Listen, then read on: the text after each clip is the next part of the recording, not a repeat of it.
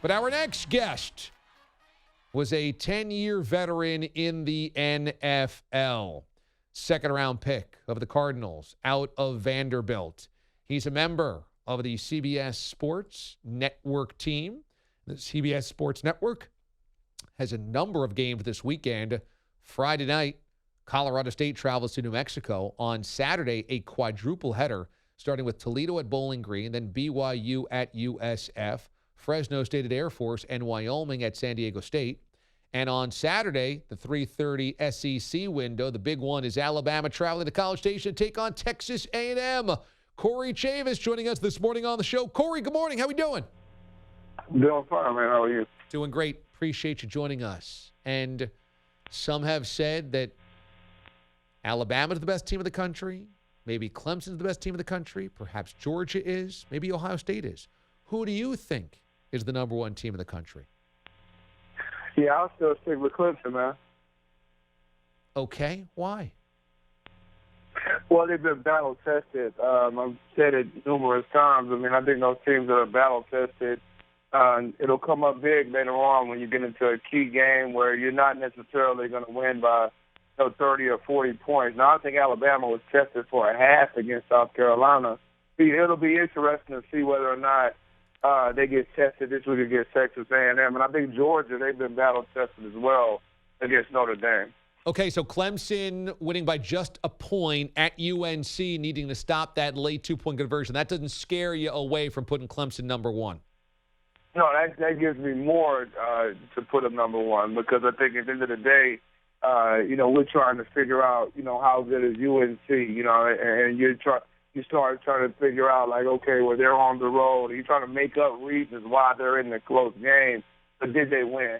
And they did. Same thing with Georgia and Notre Dame. Like, why did Notre Dame make a late rally? Why did they come back? They hadn't played anybody. Why is the game that close? But they found a way to win it.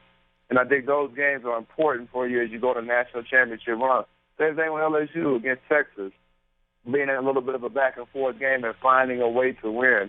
I think those close games are important, as you've seen in the college football playoff games in the past. Who could forget the game between Oklahoma and Georgia that was back and forth all the way down to a late-minute game? Clemson and Alabama on a couple of occasions have come down late. Those games battle-test you and get you ready to win a championship. Corey Chavous joins us from the CBS Sports Network, college football analyst here on the DA Show. What about Ohio State? They're the only team in the country that is top 10 in points scored and top 10 in points allowed. So a great offense and a great defense. Where do you place them nationally? Well, I think they're about where they need to be. I mean, right now you could argue that the best team they've played is from the American Athletic Conference, and that's Cincinnati, because I think Michigan State has been a little bit underwhelming. They've had their moments. I think that was a game that, Michigan State had a chance, but had some critical mistakes that enabled, Ohio State to just kind of keep some distance from them. I think that was the game that people were kind of waiting to see whether or not Ohio State would really get tested. I was surprised they were able to run roughshod over Cincinnati like that and win by 42. I was actually more impressed with that performance than any performance they've had this year. The Nebraska game was also an impressive performance, but I don't think Nebraska lived up to expectations coming into the season. Are you a believer on LSU being able to potentially topple Alabama in the SEC West, or maybe win the SEC in general if Georgia gets to the title game? Yeah, I'm a believer in Joe Burrow. So I think this weekend will, either substantiate that belief or, take it down a notch. Because I think this is his first big test. He's going against a nationally ranked top-tier defense. And I think it's going to be important for him to maintain the same time. He's going to make some mistakes this weekend. So how does he bounce back from those? Can the offense maintain its explosiveness against a very active defensive front and against a more athletic secondary with far more depth than what he's seen? And you can argue that he saw that same type of depth against Texas, but I don't think they have the same front seven as Florida. So the combination of that front seven with the back end, I think that makes this a tougher test for Burrow, particularly because, he's going against a team in a nationally televised game that's out for blood. Do you think that Dan Mullen at Florida has the potential to build a powerhouse in the SEC East that can match, that can rival Georgia? Seems like right now he's got the defense to do so, but not the offense. But Dan Mullen's known for his offense. So do you think that the Gators have the potential to be a powerhouse just like Georgia on that side of the SEC? I do. I think a lot of what he touches, turns to, I wouldn't say gold, but at least silver. And really, when you look at their offense this year, they are completing 73% of their passes. They found a way to be productive in the passing game. He's always going to be able to have, I would say, a decent running game, one bell cow back, normally 2 to 3 backs. They P-Wine's a pretty good back this year. It'll be interesting to me to see, hopefully, Trask, for their sake, can stay healthy because I think he's going to be a big key to their success. If he can't go, I think Emory Jones has a little bit more in the quarterback run game, which Mullen likes, that really would help them, add another dimension to the offense. Corey Chavous joins us this morning on the show, CBS Sports Network college football analyst. From the group of 5 teams, right now Boise State is ranked highest at number 14, and then you have SMU, Memphis, you mentioned Cincinnati from group of 5 conferences. Do you think Boise State is the best group of 5 team by a long shot, or would you group other teams, other schools that I mentioned, closer to Boise State? Well, you got to remember, I think you brought up a good point. I think Boise State could have lost to Marshall. That was a 14-7 game. Marshall's been a little bit, they've been okay this year, but they haven't been excellent. I had them a week ago. So I do think that game in itself brings up a little bit of question marks in terms of, just what Boise State can be. I do think they've gotten better, though, as the season is going on, and I always like to see that. I think it was that road victory against Florida State is looking a little bit better now because Florida State has started to come around and starting to play a little bit better football. They've got to be able to keep their quarterback healthy. I think that's going to be important because of his playing style. But I really like SMU. I know they had the big comeback win last week against Tulsa, a game they could have lost.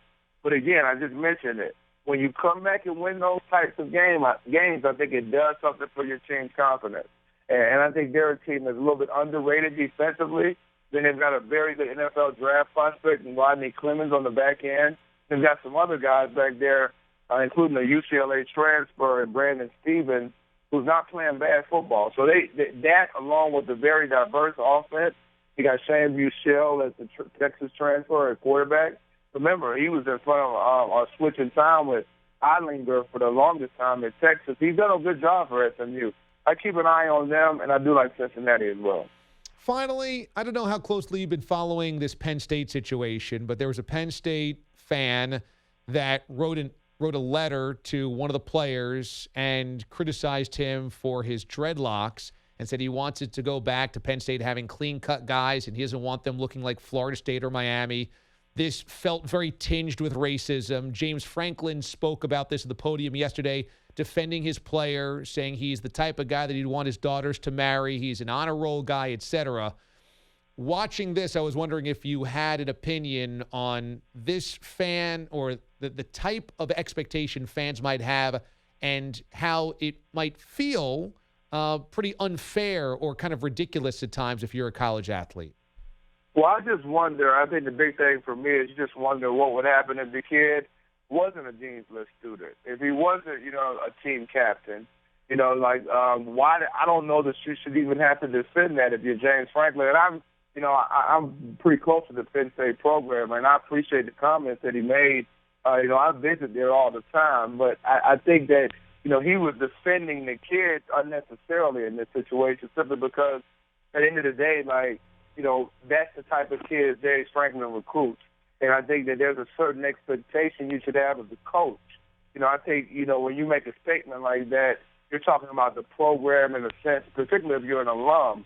So really it just comes down to believing in the people that are in place, believing in who they're recruiting, believing in their character, believing in their parents, believing in who you're trying to build as a football team and what they're trying to build. And from my experience around the Penn State program, I think they have a lot of very good student athletes, and a lot of those guys have represented the school very well. So I don't think it's as much about the fans as much as it is the fan getting the knowledge of learning, particularly if you're an alum, okay, this is who they're recruiting on a consistent basis. And maybe that's what James was trying to do, was trying to expose that fan to the types of guys that they're recruiting. Corey Chavous, CBS Sports Network college football analyst. Big weekend for CBS and the family networks on CBS, Alabama, Texas A&M. The Saturday 3:30 Eastern kick. The SEC on CBS and the CBS Sports Network. A quadruple header Saturday. Toledo, Bowling Green, BYU, USF, Fresno State Air Force, and Wyoming at San Diego State. And it begins also on CBS Sports Network Friday night, Colorado State at New Mexico. Corey, great stuff, man. Thanks so much. Thanks a lot for having me, man. I appreciate it. You got it. Corey Chavous, our guest this morning on the show.